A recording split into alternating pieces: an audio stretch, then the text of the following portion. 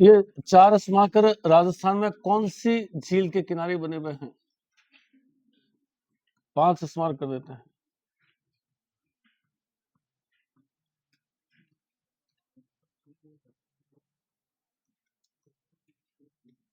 ये 5 स्मारक राजस्थान में कौन सी झील के किनारे हैं? बागोर हवेली किस झील के किनारे हैं? उदय विलास महल, जहांगीर महल, पांडु पोल, ग्रामीण संस्कृति संग्रहालय, सौर वेधशाला। जिससे नए वाले स्टूडेंट ही बताए भाई, पुराने वाले मत बोलिए। सौर वेधशाला और नलियासर मस्जिद।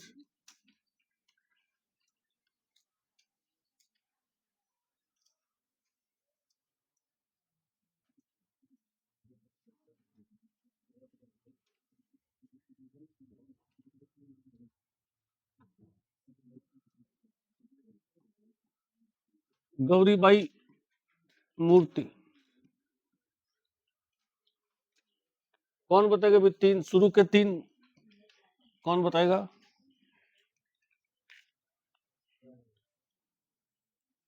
बागोर हवेली, उदय विलास महल और जहांगीर महल।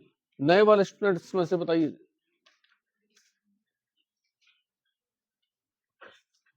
बताओ भाई वाइट। बागोर हवेली कौन सी झील के किनारे है?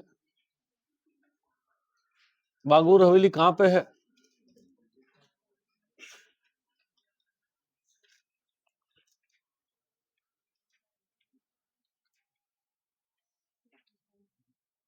बागोर हवेली कहां पे है?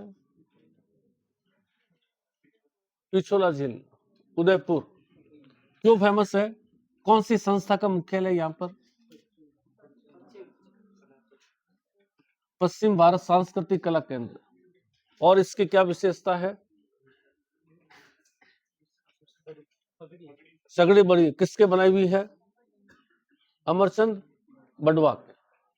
अमरचंद बड़वा के बनाई हुई है। यहाँ विश्व की सबसे बड़ी पगड़ी है। यहाँ पश्चिम भारत सांस्कृतिक कला केंद्र स्थापित है। यह हवेली उदयपुर के अंदर है। उदयपुर की पिछोला झील के किनारे। 1 पॉइंट आया। सारा इसका सराउंडिंग ज्ञान होना चाहिए एक साथ।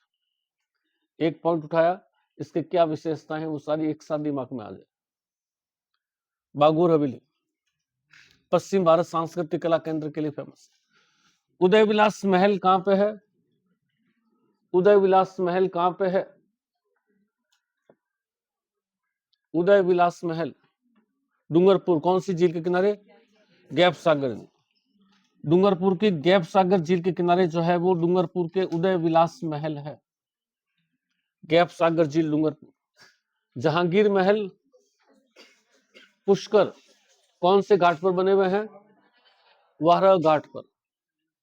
जहांगीर महल पुष्कर वारह घाट पर। जहांगीर अजमेर कब से कब तक ठहरा था? 1613 से 1616। इस दौरान जहांगीर और टॉमस रो की मुलाकात कहां हुई थी? मैगजीन किले में। कब हुई थी? 1615 के अंदर। इस मुलाकात का परिणाम क्या निकला? ईस्ट इंडिया कंपनी को भारत में व्यापार करने की अनुमति मिली थी। ईस्ट इंडिया कंपनी को भारत में व्यापार करने की अनुमति किसने दी थी? जहांगीर ने दी थी। 1615 में दी थी। मैगजीन किला वर्तमान में किस रूप में जाना जाता है? मैगजीन किला वर्तमान में किस रूप में? म्यूजियम। राजपुताना म्यूजियम राजस्थान का पहला सरकारी म्यूजियम 1909। किसने स्थापित किया था ये? गौरीशंकर हीराचंद ओझा। पांडुपोल कहां पे है? अलवर के अंदर। कौन सी झील के किनारे है? सिलीसेट झील। सिलीसेट झील की क्या विशेषता है? नंदन कानन कहलाती है। एकमात्र झील जो आरटीडीसी के अधीन है, राजस्थान टूरिज्म डिपार्टमेंट के अधीन है, नंदन कानन झील कहलाती है। ग्रामीण संस्कृति संग्रहालय कहां पे है? राजस्थान ग्रामीण संस्कृति संग्रहालय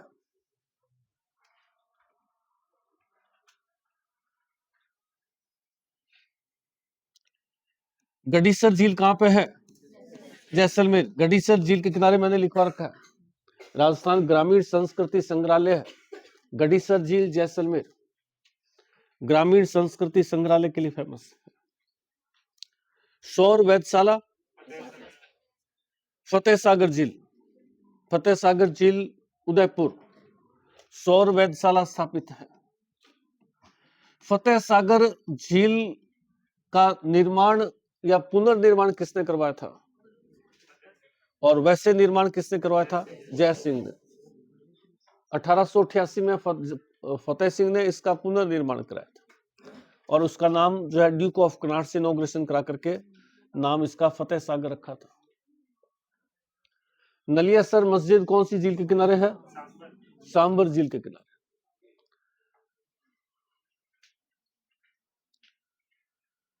सांबर झील के किनारे नलियासर मस्जिद के अलावा दो फेमस मंदिर है, कौन कौन से हैं? शाकंभरी मंदिर, देवयानी मंदिर। देवयानी मंदिर किस नाम से फेमस है? तीर्थों की नानी जो देवयानी। भाई आपको ब्रह्मी बट्टी खाने की जरूरत है मेरे हिसाब से, अब आप खाओ नहीं खाओ एक अलग बात है। मेरे को ऐसा लगता है कि ब्रह्मी बट्टी की जरूरत है या शंख पुष्पी की जरूरत है, और तो कोई इलाज है नहीं, और तो कोई है नहीं। क्या तो बस ये खाओ तो थोड़ा हो सकता है दिमाग तेज हो जाए, क्योंकि तो बिल्कुल प्राइमरी चीज है, नए वाले स्टूडेंट बोल ही नहीं रहे, बस ये दो चार एक बनाने वाले हैं जो पुराने। ब्रह्मी बट्टी खरीद लो आप, ज्यादा सही रहेगा मेरे हिसाब से। वो खाओ, शंख पुष्प मोहता धर्मशाला मिलती है खूब सारी, स्टेशन रोड पे है ना, बैद जी बैठते हैं वहां पर। बैद जी से कह रहे थोड़ा दिमाग धीरे चलता है, तो सर्दी का टाइम में दिमाग धीरे चल सकता है, ऐसी कोई बड़ी बात नहीं है। गौरीबाई कहां पे है? गैप सागर। तो खाओ भाई, ऐसे काम चलेगा नहीं भाई। मेरे को तो मैं तो आपको सलाह यही दे रहा हूँ, और तो मेरे पास में कोई सलाह है नहीं। टैबलेट वगैरह तो कोई आती नहीं है, इससे थोड़ा दिमाग फास्ट चलने लगेगा तो हो सकता है थोड़ा याद ज्यादा रहने लग जाए, क्योंकि पढ़ाई बिना पढ़े तो और कोई इलाज है नहीं, पढ़ाई के बगैर तो कोई इलाज है ही नहीं।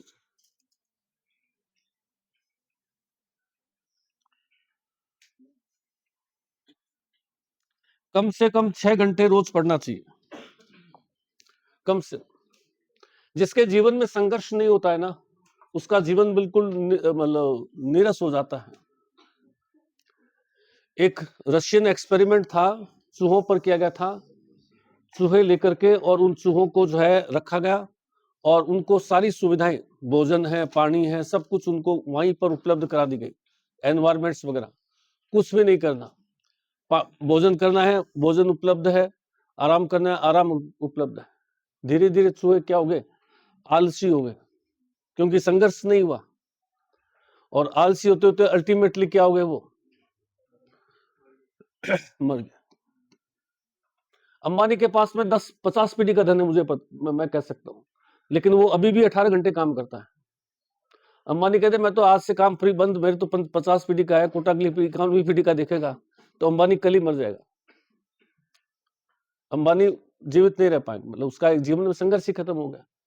ये जो क्या नाम है ना, जो एआई वाला क्या नाम है, एआई वाला सेट एआई है ना, एआई जनरेशन का जो आविष्कारक, American scientist Elon Musk, Ambani Adani जितने भी इंडिया के टॉप उद्योगपति उनसे भी ज्यादा है। चाहे तो आधा अमेरिका खरीद सकता है, अमेरिका के राष्ट्रपति को चुनौती देता है वो, लेकिन फिर भी वो कर रहा है मैं 16 घंटे काम करता हूँ। क्यों? क्योंकि अगर स्ट्रगल नहीं होगा तो फिर संघर्ष खत्म हो जाएगा। अगर आपको कह दे कि कल से जो है सब नौकरी में लग जाएंगे, तो कौन पढ़ने आएंगे, कौन किताब खोलेंगे? चलो, तो स्ट्रगल बहुत अच्छी चीज है जीवन के लिए। थोड़ा मेहनत कीजिए, थोड़ा अपने आप को स्ट्रेस में लाइए। तनाव बहुत, ऐसा नहीं है कि तनाव हमेशा नुकसान ही करता है, तनाव बहुत बार फायदेमंद भी होता है। थोड़ा सा हमारे जीवन में तनाव नहीं होगा तो क्या होगा? लेजी हो जाएंगे।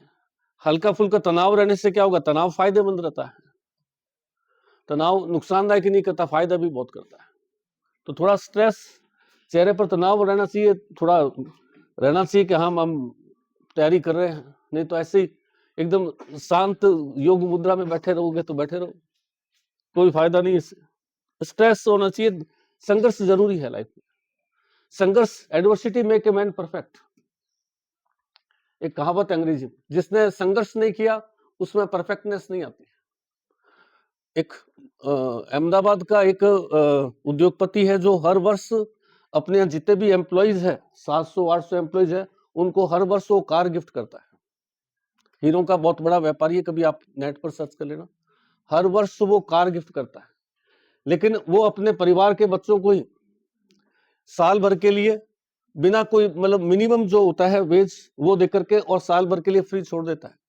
तुम चाहे कुली का काम करो, चाहे टैक्सी चलाओ, चाहे मजदूर बन जाओ, चाहे कुछ भी करो, 1 साल तुम संघर्ष करके आओ, फिर बाद में मेरा काम संभालो, ताकि उसको पता चले कि वास्तव में क्या है। तो ऐसे जो है थोड़ा सा संघर्ष जो है ना, तो ऐसे बैठे रहने से फायदा नहीं होता। चलिए, अपने कल कहां तक लिया था?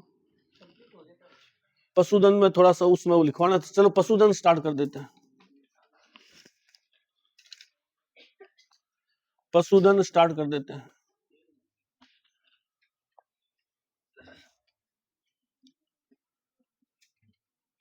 पशुधन पशुधन पशुधन किस में आएगा? प्राथमिक क्षेत्र में आएगा। प्राथमिक क्षेत्र में अपन क्या लेते हैं? कृषि और खनिज लेते हैं। और कृषि के अंदर 4 चीजें आती हैं। कृषि आती है, पशु आते हैं, वन आते हैं और मछली आते हैं। ये 4 चीजें कृषि के अंदर आती हैं। खनिज फिर अलग से आ गए। कृषि है, पशु है, वन है और मछली है। प्राथमिक क्षेत्र में आता है।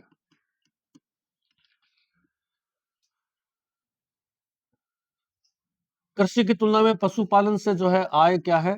ज्यादा है। सारा ध्यान हमारा कृषि की तरफ है, लेकिन कृषि की तुलना में जीडीपी में पशुधन का योगदान ज्यादा है। सामान्यतः ये माना जाता है कि सरकार जो है अपने बजट का 1 रुपया या 1% कह सकते हैं, सरकार अपने बजट का 1% पैसा पशुधन के विकास पर खर्च करती है। जितना बजट है उसका 1% हिस्सा क्या है? पशु विकास, पशुओं की नस्ल सुधारना, चारा, औषधालय, चिकित्सालय वगैरह। और सरकार की जो जीडीपी में पशुधन का योगदान रहता है वो 10 से 13% के बीच में रहता है। 10 से 13, यानी 1 रुपए इन्वेस्ट करो, 10-12 रुपए कमाई करो।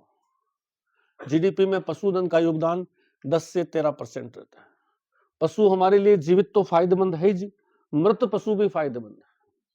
जीवित पशु से हम डेयरी उद्योग सारा चल रहा है, ऊन उद्योग सारा चल रहा है, ऊन पशुओं से प्राप्त होता है, डेयरी पशुओं से।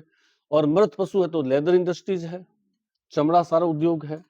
अपने बहुत सारा रासायनिक उद्योग जो है वो जानवरों की हड्डियों से इनसे बनते हैं। कैल्शियम की, आयरन की, इनकी टैबलेट सब जानवरों की हड्डियों से बनती है। पशु जीवित और मृत, कथन कहावत है कि जीवित हाथी लाख का तो मृत हाथी 1.25 लाख का। तो जीवित और मृत दोनों अवस्था में हमारे लिए फायदेमंद है, लेकिन हमारा पशुधन जो है वो उपेक्षित है। कोई विशेष पशुधन पर उपेक्षित है, कोई विशेष प्रयास नहीं किया जाता। लंबे सालों से पशुपालन पर सरकार ने हमेशा, अपन देखते हैं कृषि कृषि कृषि, किसान आंदोलन करे, पशुपालक कभी आंदोलन करे, ऐसा कभी सुना ही नहीं। सरकार का सारा ध्यान किसकी तरफ रहता है? कृषि की तरफ। कृषि पशुपालन उपेक्षित है, उपेक्षित होने की वजह से क्या हुआ? पशुओं को जो है उचित पोषण नहीं मिला। और उचित पोषण नहीं मिला भी अपन देखते हैं पशुपालक जो है वो गाय रख रहा है घर के अंदर, भैंस रख रहा है, दूध दे रही है, तब तो ठीक है, उसके बाद में छोड़ दिया उसको। पोषण नहीं मिलने से क्या है? पशुओं की नस्लें खराब हो गई। अगर वो क्वेश्चन पूछे कि राजस्थान पशुधन में यूपी के बाद में राजस्थान दूसरे स्थान पर है, लेकिन लाभ में राजस्थान बहुत पिछड़ा हुआ है, ऐसा क्यों है? क्योंकि पशुओं को उचित पोषण, उचित आहार नहीं मिल पाता है। उचित पोषण और उचित आहार नहीं मिलने के कारण पशु नस्ल जो है वो कमजोर हो गई है। नस्लों की कमजोरी है, संख्या ज्यादा है लेकिन नस्ल खराब है। तो पहला काम तो हमें क्या किए? पशु नस्ल सुधार के लिए क्या योजनाएं चलाएं और कौन सी संस्थाएं स्थापित करें जिससे कि पशु नस्ल सुधार हो और जो है हमें लाभ हो, पशुओं से अधिक लाभ। पशु नस्ल सुधार 3 योजनाएं, 3-4 योजनाएं फेमस है इसके लिए, पशु नस्ल सुधार के लिए। सबसे फेमस योजना जो प्राय पूछी जाती है, गोपाल, 1990 में स्टार्ट हुई थी, 2 अक्टूबर 1990। 10 जिलों में चल रही है गोपाल योजना। क्या उद्देश्य है गोपाल योजना का? गोपाल योजना में सरकार जो है एक 10वीं पास युवक को शिक्षित करके ट्रेनिंग देती है, और ये गोपाल जो है गांव गांव घूम करके कृत्रिम गर्भधान से संकर पशु तैयार करता है। हाइब्रिड नस्ल सुधारने का साइंस वाले स्टूडेंट जानते हैं, हाइब्रिडाइजेशन एक बेस्ट मेथड है। हाइब्रिड पशु तैयार करता है, संकर किस्म के। कामधेनु योजना, कामधेनु योजना वे पशु जो गौशाला में है या आवारा है, उन पशुओं से कैसे लाभ लिया जाए, जो है उनसे कैसे लाभ लिया जाए, इसके लिए जो है वो कामधेनु योजना। एडमास योजना है, बहुत सारे पशु जो है बीमारियों से ग्रसित रहते हैं। एडमास योजना पशुओं को जो है बीमारियों से मुक्ति दिलाना, उनका उपचार कराना, पशुओं को बीमारी से मुक्ति दिलाकर उनका उपचार करना, एडमास योजना। और एक गांव ग्वाल योजना है,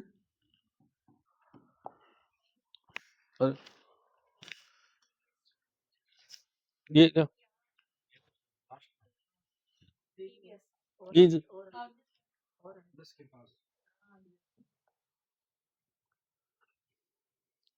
गांव ग्वाल योजना है। गांव ग्वाल योजना में सरकार क्या कहते हैं, गांव के जो है वो 8वीं पास 10वीं पास युवक का चयन करती है, और उसको जो है पशुओं को जो है ग्रामीण गोचर भूमि में चरा करके लाना, पशुओं को वनों से चरा करके लाना, उनके लिए वो उसको स्टाइपेंड वगैरह देती है। संस्थाएं हैं कुछ जिनका उद्देश्य पशु नस्ल का सुधार के लिए है।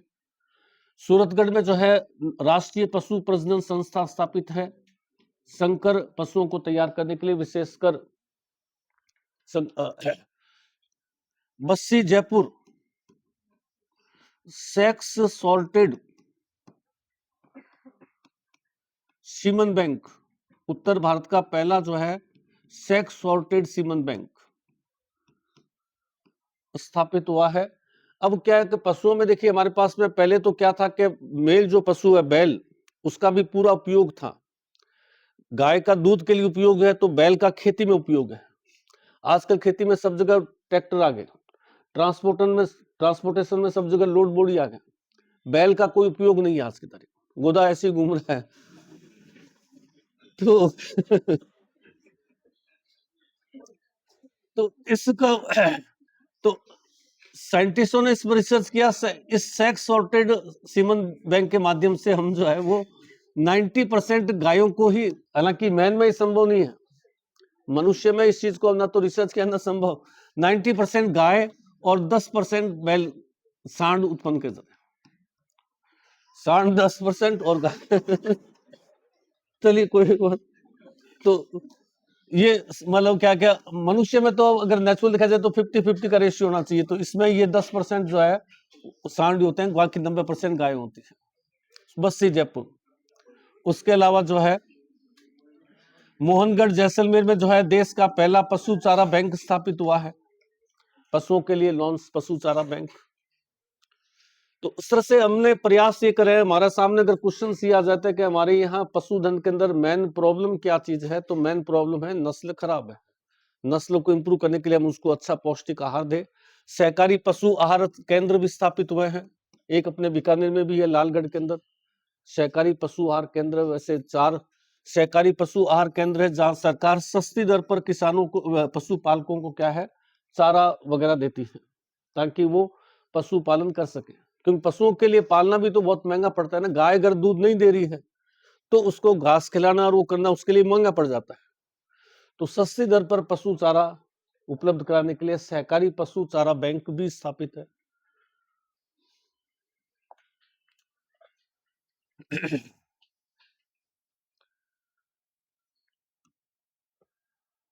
प्रमुख पशु देखें हम, प्रमुख पशु कौन कौन से हैं?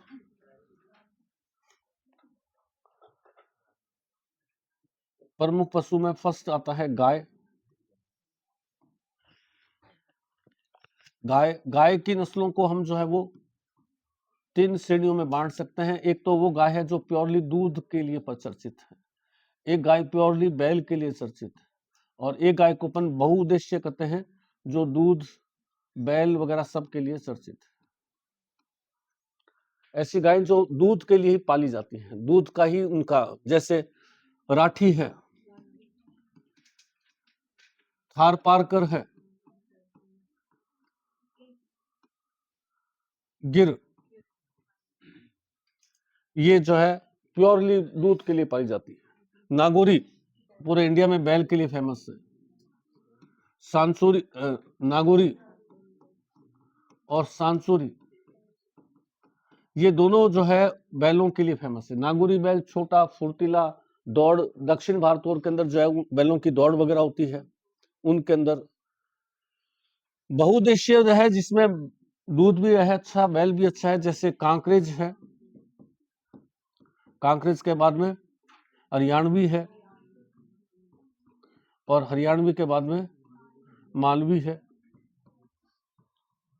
तो एक दो नस्लें और आ जाती है। ये हमारे पास में गायों की नस्लें हैं। तो पहले जो पशु करेंगे तो पहले तो आपको पशु की नस्ल का पता होना चाहिए, पशु की नस्ल किस पशु की है, फिर उसका एरिया कौन सा है, ये पशु किस एरिया के अंदर मिलता है, ये नस्ल कहाँ की है, फिर उस नस्ल की क्या विशेषता है। जैसे गाय में अपन देखें राठी, राठी गाय,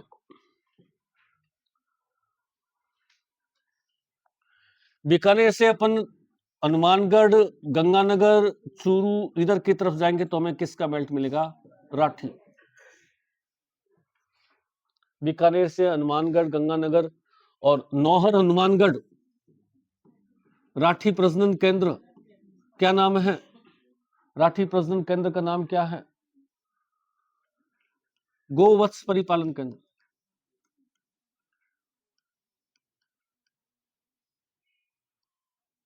गोवत्स परिपालन केंद्र, राठी प्रजनन केंद्र, राठी गाय की आबादी को बढ़ाना, गोवत्स परिपालन। बीकानेर से गंगानगर की तरफ अपने इधर चाहे गंगानगर रोड, चाहे आप लूणकरसर चले जाइए, महाजन चले जाइए, सूरतगढ़ चले जाइए, सारा बेल्ट ये अपने को 80% राठी गाय का मिलेगा। नौहर में राठी गाय का प्रजनन केंद्र स्थापित है। राठी गाय जो है संकर गाय है, शुद्ध गाय नहीं है। किसका संकर है ये, लाल सिंध और सहीवाल, लाल सिंध और सहीवाल का मिश्रण है, एक संकर गाय है। दोनों गायें आजकल पाकिस्तान में मिलती है, लाल सिंध और सहीवाल, इनका मिश्रण जो है वो राठी गाय है, ऑलरेडी संकर गाय है। राठी को कामधेनु गाय भी कहते हैं, दूध क्वालिटी में बहुत अच्छा होता है। आपको पता होगा दूसरी गायों का दूध अगर 30-40 रुपए लीटर मिलता है तो राठी का दूध 70-80 रुपए बाजार में मिलेगा। दूध इसका बहुत पौष्टिक और बहुत ही जो है वो होता है, कामधेनु गाय कहते हैं। बीकानेर, गंगानगर, और बीकानेर से नीचे आ जाए अपन, बीकानेर, फलोदी, जैसलमेर, बाड़मेर, यहां कौन सी गाय मिल जाएगी हमें, थारपारकर, थारपारकर, ये बाड़मेर के पास में पाकिस्तान का जिला थारपारकर, थारपारकर पाकिस्तान के एक जिले का नाम है जहां से इसकी उत्पत्ति हुई थी। थारपारकर क्यों कहते हैं, क्योंकि एक रात के अंदर ये चलते चलते थार को पार कर लेती। बीकानेर, बाड़मेर से स्टार्ट हुई तो थारपारकर को, रेगिस्तान को एक रात में पार कर सकती थी। थारपारकर पाकिस्तान का जिला है, थारपारकर, वहां से इसकी उत्पत्ति मानी जाती है। अपने राजस्थान में ज्यादातर बाड़मेर और जैसलमेर के अंदर मिलती है। थारपारकर का दूसरा नाम क्या है, मालानी। मालानी क्यों कहते हैं, बाड़मेर के अंदर अपन ने पढ़ा है मालानी क्षेत्र, बाड़मेर का लंबा चौड़ा क्षेत्र मालानी क्षेत्र, यहां मुख्य रूप से ये सबसे ज्यादा संख्या में है मालानी, इसलिए इसको मालानी गाय भी कहते हैं। थारपारकर या मालानी गाय, बाड़मेर के मालानी क्षेत्र के अंदर मिलने वाली गाय, थारपारकर या मालानी गाय कहते हैं। ये भी दूध के लिए फेमस है, दूध ज्यादा देती है। राठी, थारपारकर दोनों दूध के लिए फेमस है। जैसलमेर में जगह है चांदन, चांदन क्या चीज है यहाँ पे, प्रजनन केंद्र, नाम क्या है, थार पार्कर प्रजनन केंद्र, bull mother form, bull mother form, Thar Parker प्रजनन केंद्र का नाम बुल मदर फॉर्म। कहां पे है? बाड़मेर के अंदर, इसमें चांदन जैसलमेर के अंदर। और वैसे चांदन जैसलमेर और भी बहुत फेमस जगह है ये है मिसाइल परीक्षण केंद्र। अपनी जो ब्रह्मोस मिसाइल है उसका अधिकतर परीक्षण कहां होता है? चांदन। चांदन नलकूप के लिए भी फेमस है, चंदन नलकूप। मिसाइल परीक्षण केंद्र, देश का सबसे बड़ा ब्रह्मोस मिसाइल, अग्नि मिसाइल, ये सब यहां टेस्ट की जाती है मिसाइल परीक्षण केंद्र के लिए, थार पार्कर प्रजनन केंद्र के लिए। गिर गाय, गुजरात आ गया, इधर जालोर सिरोही के बाद में इधर गुजरात आ गया। गुजरात में इधर कौन सी पहाड़ियां हैं? गिर की पहाड़ियां हैं, गिर की पहाड़ियों से निकलती है गिर गाय। राजस्थान में उदयपुर आ गई, सिरोही आ गई, यहां से होते हुए कहां तक आ गई? अजमेर तक आ गई। तो गिर गाय का दूसरे दो नाम और हैं, अजमेरा, अजमेर तक प्रवास कर गई, अजमेरा या रेंडा। अजमेरा या रेंडा गिर के अन्य नाम है, अजमेरा या रेंडा। गुजरात की गिर पहाड़ियों से स्टार्ट होकर के और यहां तक पहुंच गए। देश की पहली गाय है जिसका क्लोन तैयार किया गया। क्लोन का नाम क्या रखा गया? गंगा। गिर का क्लोन क्या है? गंगा। भारत में पहली गाय जिसका क्लोन तैयार किया गया। क्लोन समझते हैं ना? क्लोन नहीं समझते? कोई साइंस का हो तो बताओ, क्लोन किसको कहते हैं? Clone, cloning, cloning, what is cloning? Cloning किसको कहा जाता है?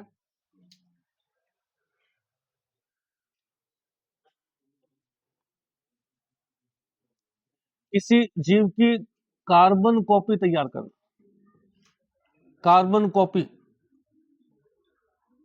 किसी जीव की कार्बन कॉपी तैयार करना, यानी समान जेनेटिक संरचना के जीव उत्पन्न करना जिनकी जेनेटिक स्ट्रक्चर एक जैसी है। थोड़ा सा मैं सिंपल लाइन में 2 मिनट में बता देता हूं, वैसे आप साइंस में पढ़ेंगे इनको डिटेल्स के अंदर।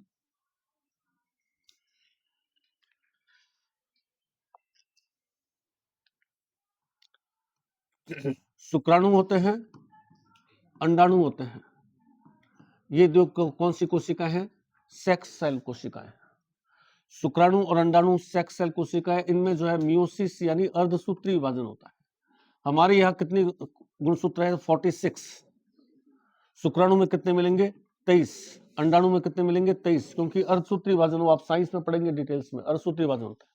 23 में शुक्राणु जो होते हैं 22 प्लस एक्स होते हैं और 22 प्लस वाई होते हैं।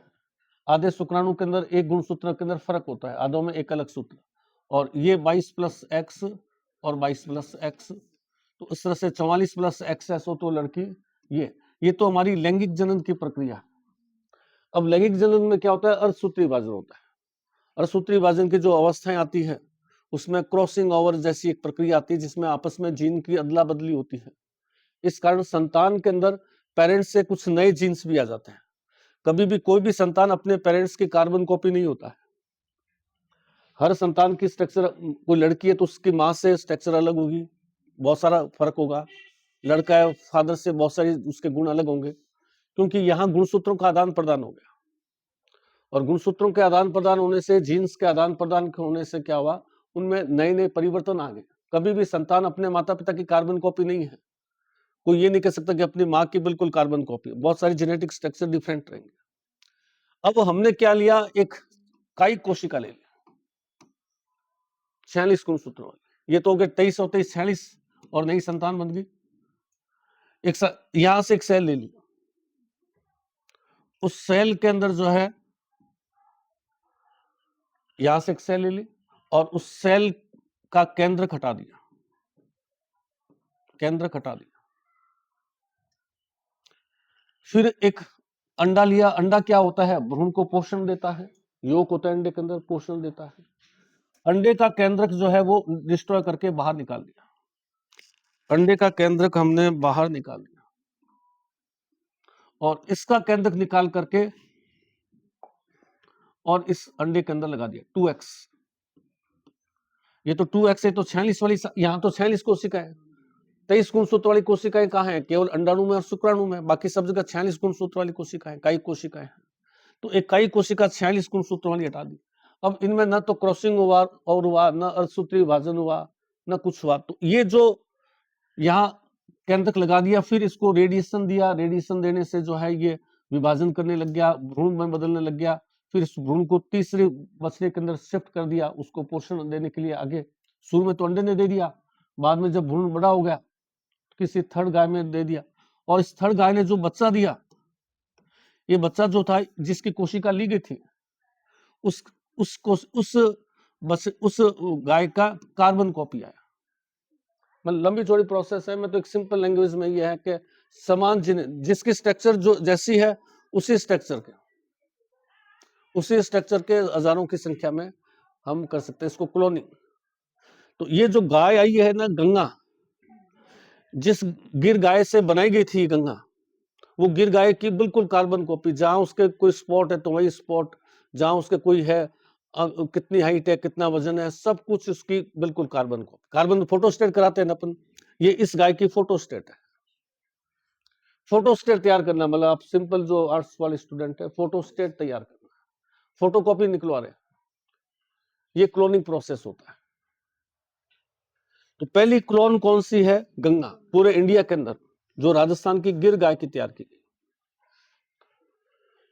बैल के लिए चर्चित गाय नागौरी और सांसूरी। नागौरी यही है कुचामन डीडवाना नागौर। नागौरी बैल कहाँ के फेमस है? सुआलक से तो उत्पत्ति हुई है। बाजवास के बैल फेमस है। नागौरी बैलों का उत्पत्ति गांव कौन सा है? सुआलक और बाजवास गांव के नागौरी बैल फेमस है। छोटे होते हैं लेकिन फुर्तीले दौड़ने। दक्षिण भारत में तमिलनाडु वगैरह के अंदर जो है पोंगल त्योहार होता है, उस समय बैलों की दौड़ वगैरह होती है इनकी। आपने देखा होगा, स्पेन है उसका तो राष्ट्रीय खेल ही बुल फाइटिंग है, बैलों से लड़ाई करवाना।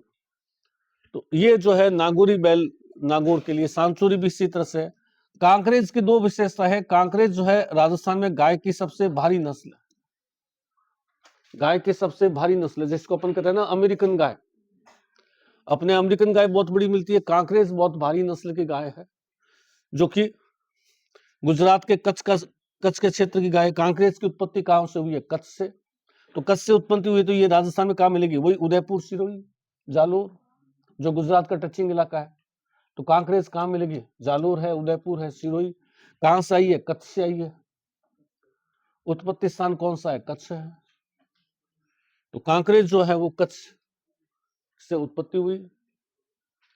उदयपुर, जालोर, सिरोही के आसपास में कांकरेज गाय की सबसे भारी नस्ल है। हरियाणवी, ये हरियाणा के टच का इलाका, झुंझुनू है, अलवर है, सीकर है, हरियाणा के टच का इलाका। यहाँ इधर देखेंगे तो अपने को जो है झुंझुनू से आगे इधर हरियाणा में कौन सा गांव मिलेगा? रोहतक। तो हरियाणवी की उत्पत्ति कहां से हुई? रोहतक से। और ये राजस्थान के अंदर जो है चूरू, झुंझुनू इधर फैल गई।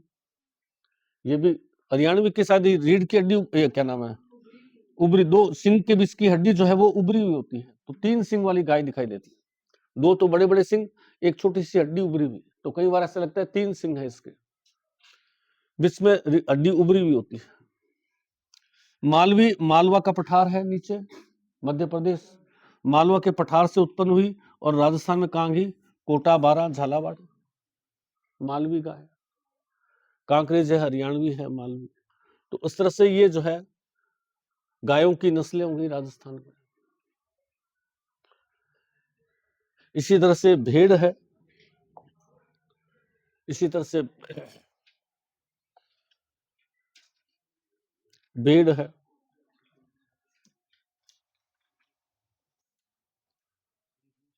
क्या चीज है? क्या? सवा कदम कांकरेज। अच्छा हाँ, कहीं ये है इसका इसकी चाल अलग तरह की है, बिल्कुल सही कह रही है।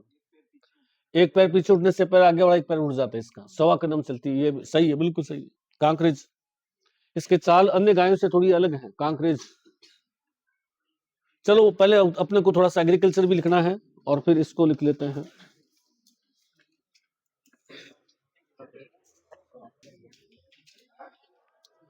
कृषि से जुड़े हुए अन्य बिंदु, कृषि से जुड़े हुए अन्य बिंदु।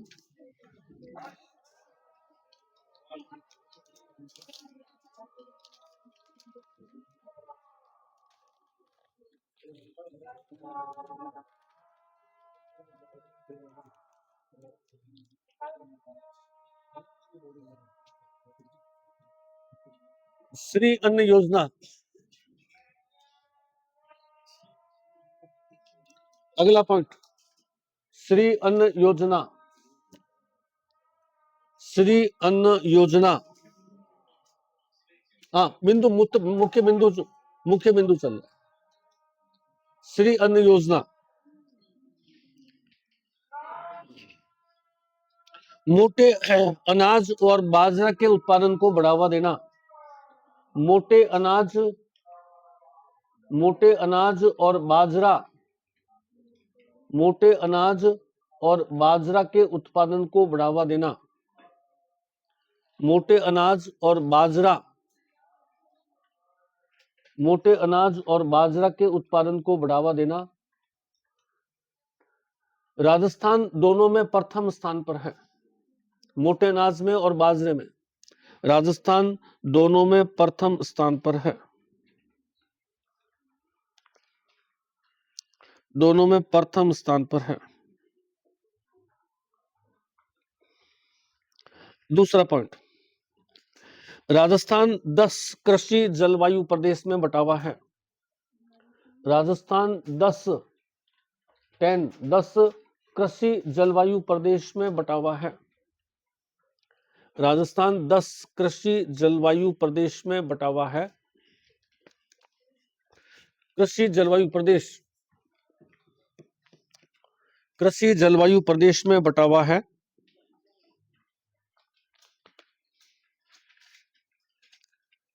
फर्स्ट सी सामने डैश करके लिखिए, इसका अर्थ फर्स्ट सी सामने डैश करके लिखिए।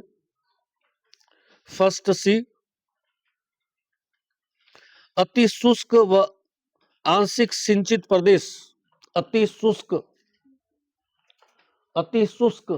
और आंशिक सिंचित, अति शुष्क और आंशिक सिंचित प्रदेश। अति शुष्क और आंशिक सिंचित प्रदेश सबसे बड़ा जलवायु खंड है। सबसे बड़ा जलवायु खंड है। अति शुष्क आंशिक सिंचित प्रदेश सबसे बड़ा जलवायु खंड है। फोर्थ ए सामने डैश करके लिखिए। फोर्थ बी सामने डैश करके लिखिए। फोर्थ बी, आर्द्र दक्षिणी मैदानी प्रदेश। आर्द्र दक्षिणी मैदानी प्रदेश, आर्द्र दक्षिणी मैदानी प्रदेश, आर्द्र दक्षिणी मैदानी प्रदेश सबसे छोटा जलवायु खंड है। आर्द्र दक्षिणी मैदानी प्रदेश सबसे छोटा जलवायु खंड है। अगला पॉइंट, 13 अप्रैल 2007 को राजस्थान किसान आयोग का गठन किया गया। 13 अप्रैल 2007 राजस्थान किसान आयोग का गठन किया गया। 13 अप्रैल 2007 राजस्थान किसान आयोग का गठन किया गया।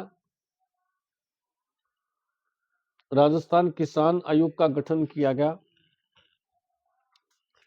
सदस्य 1+10 11 है। सदस्य, एक अध्यक्ष और 10 मेंबर, 11 सदस्यों का है। 1+10 11 सदस्यों का है। 1+10, 1 अध्यक्ष हो गया, 10 मेंबर हो गए। सदस्य 11, 1+10। अध्यक्ष CR चौधरी। राजस्थान किसान आयोग का वर्तमान अध्यक्ष कौन है? CR Chaudhary. CR Chaudhary. CR Chaudhary. अगला 21 जनवरी 2022।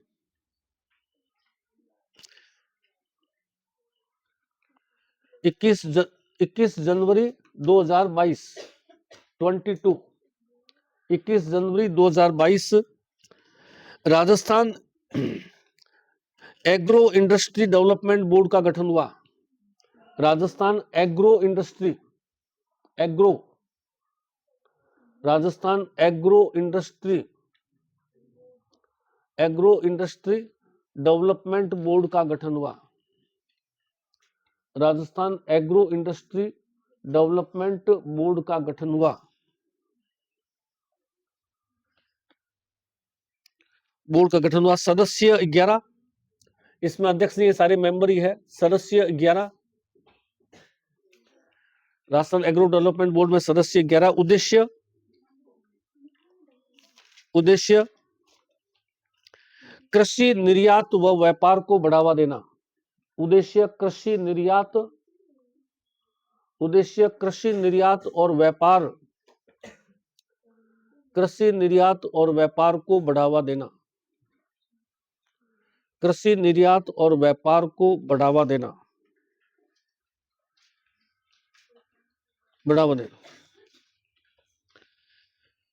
अगला पॉइंट, धरा ऐप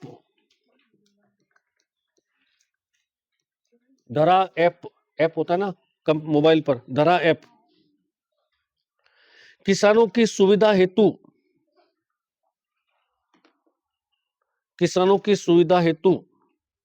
बना ऐप। किसानों की सुविधा हेतु बना ऐप।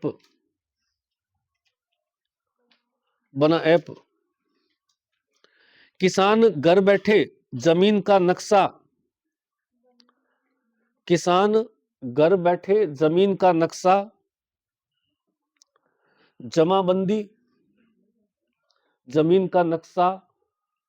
जमाबंदी और गिरदावरी रिपोर्ट प्राप्त कर सकता है। गिरदावरी रिपोर्ट, जमाबंदी, गिरदावरी रिपोर्ट।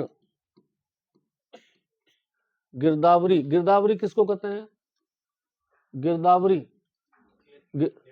है? गिरदावरी कहते हैं फसल के विवरण को। फसल का विवरण, किस आपके खेत में जो है किस फसल कितना किलोग्राम हुई। हाँ, वो फसल का विवरण पूरे गांव के अंदर अलग अलग किसानों के पास में अलग अलग तरह की फसलें हैं, उन सब का विवरण, गिरदावरी फसलों का विवरण। गिरदावरी रिपोर्ट घर बैठे प्राप्त करना, घर बैठे।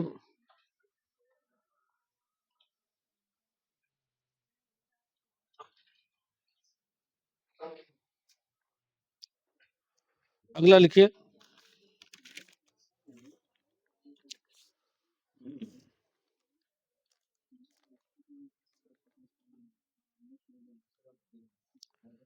जैविक खेती,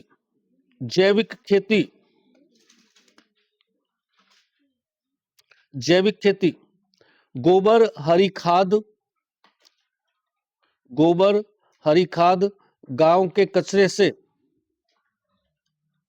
गांव के कचरे से जैविक खाद तैयार करते हैं। गोबर हरी खाद गांव का कचरा से जैविक खाद तैयार करते हैं। गांव के कचरे से जैविक खाद तैयार करते हैं।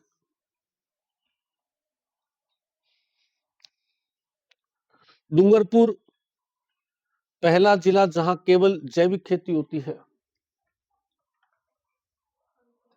डूंगरपुर पहला जिला जहां केवल जैविक खेती होती है। डूंगरपुर पहला जिला जहां केवल जैविक खेती होती है। पैराग्राफ चेंज करके लिखिए, सर्वाधिक रासायनिक खाद का प्रयोग गंगानगर, न्यूनतम रासायनिक खाद का प्रयोग डूंगरपुर। सर्वाधिक रासायनिक खाद का प्रयोग गंगानगर, अंधाधुंध रासायनिक खाद का इस्तेमाल करते हैं। सर्वाधिक रासायनिक खाद का प्रयोग गंगानगर, न्यूनतम रासायनिक खाद का प्रयोग, न्यूनतम रासायनिक खाद का प्रयोग डूंगरपुर, रासायनिक खाद है ही नहीं। अगला पॉइंट, न्यूनतम डूंगरपुर।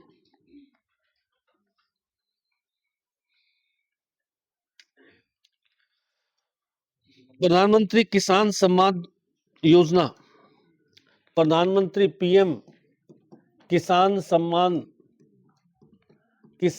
सम्मान निधि कर दीजिए, प्रधानमंत्री किसान सम्मान निधि 1 दिसंबर 2018 से शुरू की गई। प्रधानमंत्री किसान सम्मान निधि 1 दिसंबर 2018, 1 दिसंबर 2018 से शुरू हुई। प्रधानमंत्री किसान सम्मान निधि 1 दिसंबर 2018, 100% केंद्र सरकार की सहायता से, 100% केंद्र सरकार, पैसा सारा केंद्र सरकार आ रहा है, 100% या 100% केंद्र सरकार, केंद्र सरकार पैसा देती है। पैसा कितना देता है? 2000 रुपए इंटू 3 बार। हर 4 महीने के बाद में प्रधानमंत्री जो है उसके नाम से किसान के खाते में 2000 रुपए डाले जाते हैं सम्मान के रूप में। तो साल में कितने हो जाएंगे? 2000 इंटू 4, साल में कितने हो जाएंगे? 6000। और राजस्थान सरकार अपनी तरफ है 2000 इंटू 3, 2000 इंटू 3 तो कितना? 4 महीने से होगा ना फिर। हाँ, 6000 रुपए, 2000 रुपए 3 बार, 2000 रुपए 3 बार दिया जाएगा। तो किसान के खाते में सरकार की तरफ से साल में कितना पैसा आ जाएगा? 6000 रुपए। इसी में एक लाइन और लिख लीजिए, 6000 रुपए। मुख्यमंत्री द्वारा 2024 से 2000 रुपए अतिरिक्त जमा, मुख्यमंत्री द्वारा 2024 से 1 जनवरी 2024 से 2000 रुपए की अतिरिक्त जमा, मुख्यमंत्री द्वारा 2024 से 2000 रुपए अतिरिक्त जमा, तो यानी कितना आ गया किसान के? 8000 रुपए, 2000 की अतिरिक्त जमा, 8 यानी 6000 तो भारत सरकार दे रही है, 2000 मुख्यमंत्री यानी राज्य सरकार दे रही है। कुल किसान के खाते में कितना पैसा आ रहा है? 8000। आगे लिखिए,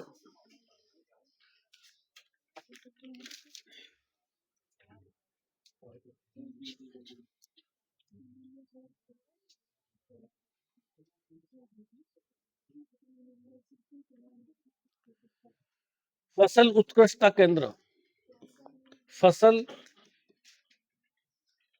उत्कृष्टता केंद्र,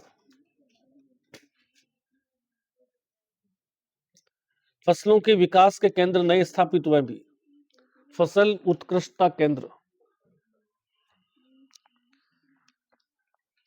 पहला लिखिए, खट्टे फलों का उत्कृष्टता केंद्र, खट्टे फल उत्कृष्टता केंद्र,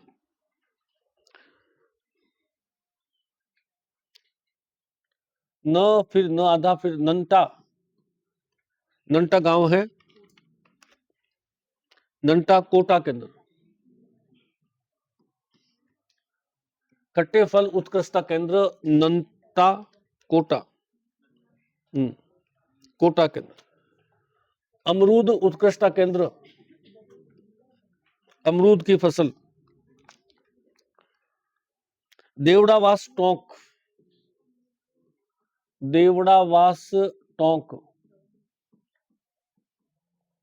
देवड़ावास टोंक। खजूर उत्कृष्टता केंद्र खजूर उत्कृष्टता केंद्र सागर भोजका बीकानेर। खजूर, हाँ जैसलमेर नहीं, वो बीकानेर आ गया, उसमें किताब में गलत दे रखा है। सागर भोजका बीकानेर, जैसलमेर काट दो उसमें से। सागर भोजका बीकानेर, सागर भोजका बीकानेर, खजूर का। सागर भोजका बीकानेर। संतरा, संतरा व औषधीय पौधों का उत्कृष्टता केंद्र झालावाड़। संतरा व औषधीय पौधे,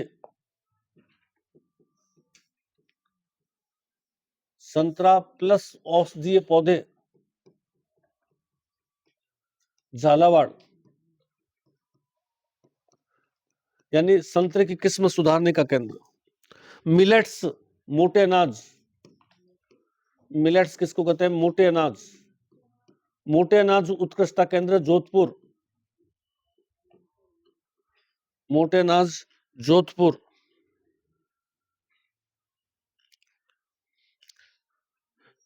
पिस्ता उत्कृष्टता केंद्र लूणकरणसर बीकानेर, पिस्ता उत्कृष्टता केंद्र लूणकरणसर बीकानेर,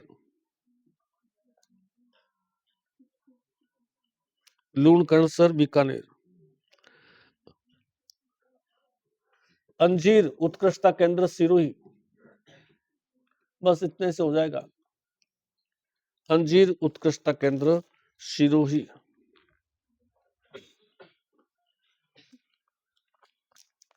अंजीर उत्कृष्टता केंद्र सिरोही।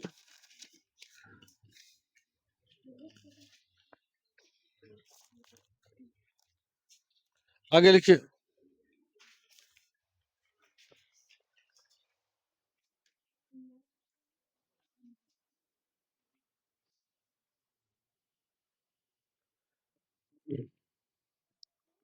कृषि विज्ञान केंद्र फतेहपुर सीकर, कृषि विज्ञान केंद्र मुख्य बिंदु में, कृषि विज्ञान केंद्र फतेहपुर सीकर, फतेहपुर सीकर। कृषि प्रबंध संस्था दुर्गापुरा जयपुर, कृषि प्रबंध संस्था दुर्गापुरा जयपुर, कृषि प्रबंध संस्था Durgapura Jaipur. Water management park Padampur Ganganagar, water management park, water management park Padampur Ganganagar, Padampur Ganganagar. Water management park Padampur Ganganagar. अब आ जाइए पशुधन, नेक्स्ट टॉपिक। नेक्स्ट टॉपिक आ जाता है पशुधन।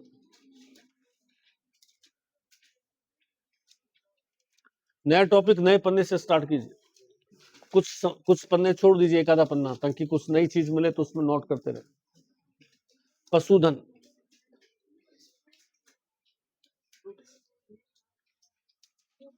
पशुधन पहले परिचय लिख लीजिए। पशुधन में परिचय लिख लीजिए।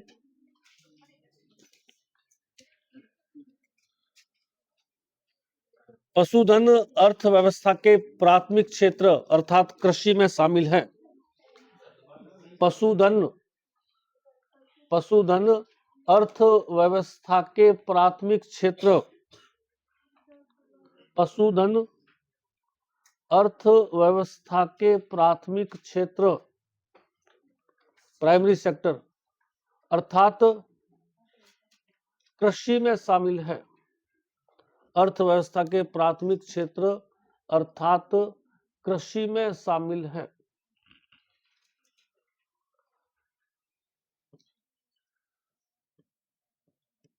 कृषि, पशुपालन,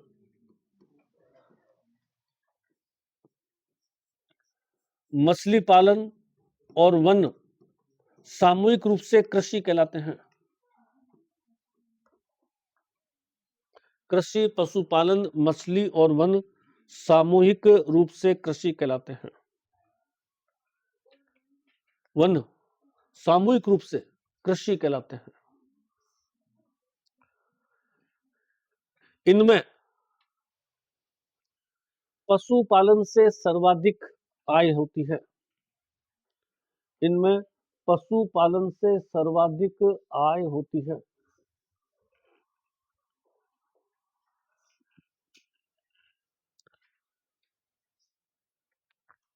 सर्वाधिक आय इन चारों में किससे हो रही है? पशुपालन से। पैराग्राफ चेंज करके लिखिए। पशुपालन उपेक्षित है। पशुपालन उपेक्षित है। सरकार बजट का 1% पशुधन पर खर्च करती है। सरकार बजट का 1% पशुधन पर खर्च करती है। बजट का 1% पशुधन पर खर्च करती है और आय में 10 से 13% है। आय जीडीपी का 10 से 13%। आय 10 से 13% है। जितना पैसा खर्च करिए, 1 रुपया खर्च करिए और जीडीपी में योगदान कितना दे रहा है? 13%। 10 से 11, 12, 13।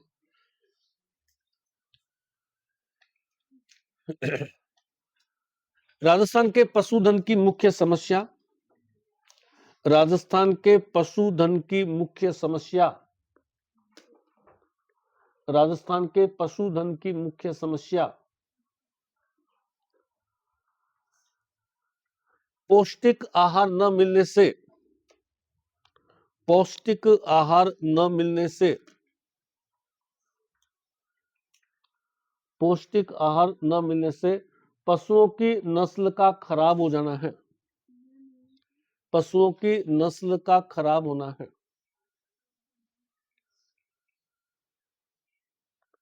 पशुओं की नस्ल का खराब होना है। नस्ल सुधार के लिए योजनाएं और संस्थाएं स्थापित है। नस्ल सुधार के लिए योजनाएं व संस्थाएं स्थापित है। पहली योजना लिखिए। योजना, गोपाल योजना। गोपाल योजना 2 अक्टूबर 1990 को। गोपाल योजना 2 अक्टूबर 1990 को 2 अक्टूबर 1990 को 10 जिलों में शुरू की गई थी। 10 जिलों में शुरू की गई। 1990 10 जिलों में शुरू की गई। इसका उद्देश्य कृत्रिम गर्भधान से संकर पशु तैयार कर नस्ल सुधार। कृत्रिम गर्भधान से संकर पशु तैयार कर नस्ल सुधार। कृत्रिम गर्भधान से संकर पशु, संकर हाइब्रिड, संकर पशु तैयार कर नस्ल सुधार करना। पशुओं की नस्ल सुधारना। नस्ल सुधारना। कामधेनु योजना। कामधेनु योजना 1 अप्रैल 1997 को शुरू हुई। 1 अप्रैल 1997 कामधेनु योजना 1997 97 को शुरू हुई। गौशाला के पशुओं से आर्थिक लाभ लेना। गौशाला के पशुओं से आर्थिक लाभ लेना।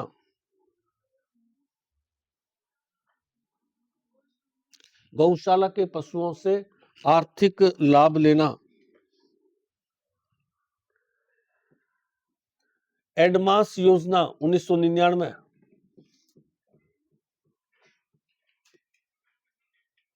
एडमास योजना 1999।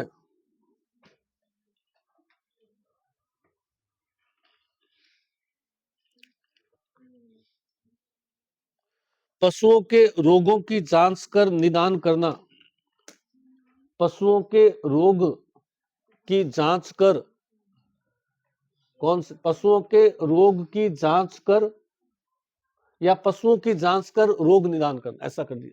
पशुओं की जांच करना और रोग निदान, अगर कोई रोग मिलता है तो उसको दूर करना। पशुओं की जांच कर रोग निदान, पशुओं की जांच कर रोग निदान। अगला,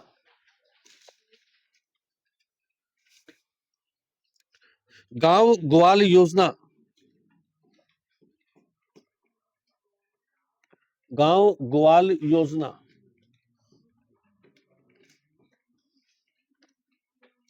गांव ग्वाल योजना।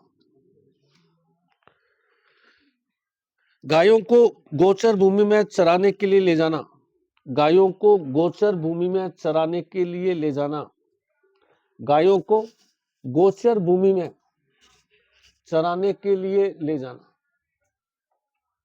गोचर भूमि में चराने के लिए ले जाना।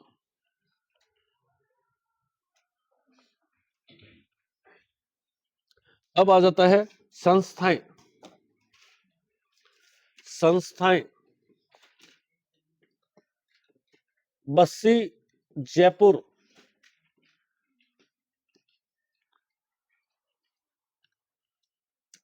यहां उत्तर भारत का पहला, यहां उत्तर भारत का पहला sex sorted, sex sorted semen bank, sex sorted semen bank स्थापित है। सेक्स सॉर्टेड यानी लिंग का चयन कर सके, सेक्स मतलब लिंग, लिंग का चयन। Sex sorted semen bank, sex sorted semen bank स्थापित किया गया है।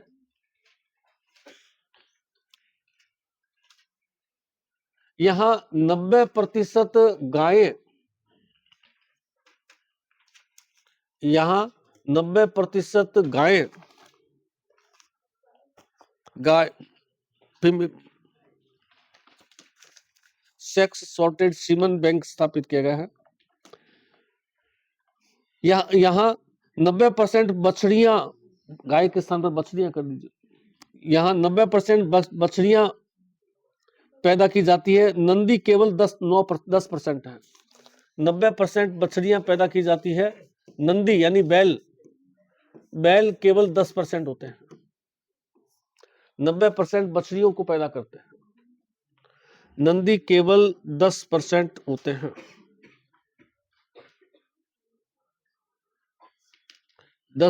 होते हैं।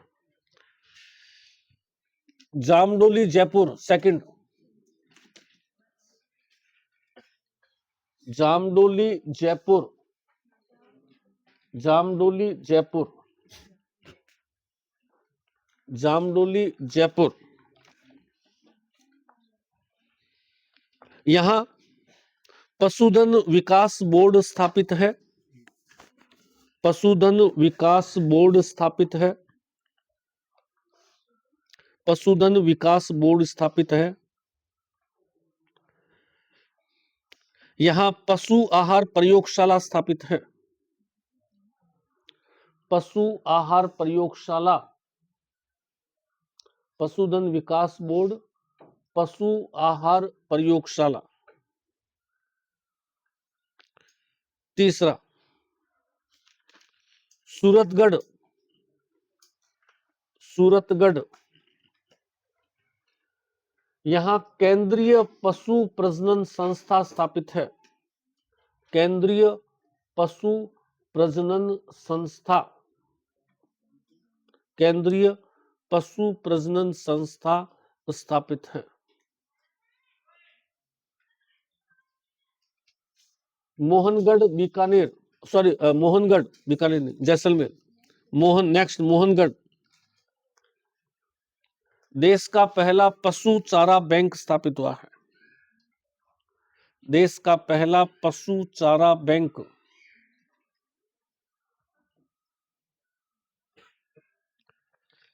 पशु चारा बैंक। अगला जौंटवाड़ा जयपुर,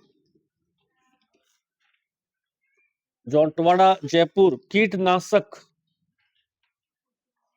दवाइयों का उत्पादन केंद्र स्थापित है। कीटनाशक दवाइयां उत्पादन केंद्र स्थापित है। जौंटवाड़ा जयपुर कीटनाशक दवाइयां उत्पादन केंद्र स्थापित है।